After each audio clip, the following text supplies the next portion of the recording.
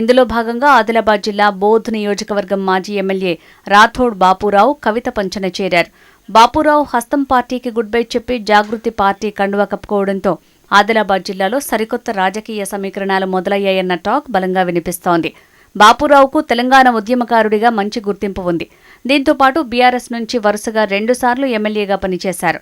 గత అసెంబ్లీ ఎన్నికల్లో బాపురావుకు టికెట్ దక్కకపోవడంతో కాంగ్రెస్ పార్టీలో చేరారు. ఆ పార్టీలో ఆయన ఆశించిన స్థాయిలో గుర్తింపు లభించకపోవడంతో అసంతృప్తి చెందారట.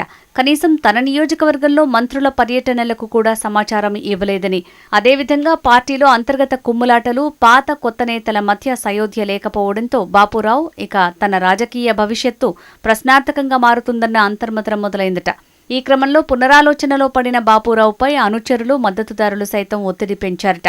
ఈ నేపథ్యంలో రాజకీయ భవిష్యత్తును దృష్టిలో పెట్టుకుని కవిత పార్టీలో చేరిపోయారు.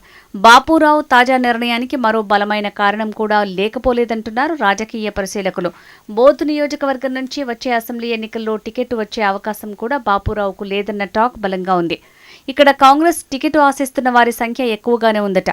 కాంగ్రెస్ టికెట్ రేసులో ఆదివాసీ ఉద్యమ నేత, మాజీ ఎంపీ సోయం బాపురావుతో పాటు ప్రస్తుత జిల్లా కాంగ్రెస్ అధ్యక్షుడు నరేష్ జాదవ్, గత ఎన్నికల్లో ఓటమి చెందిన పార్టీ నియోజకవర్గం ఇన్ఛార్జ్ ఆడే గజేందర్ తదితర పేర్లు ప్రముఖంగా వినిపిస్తున్నాయి.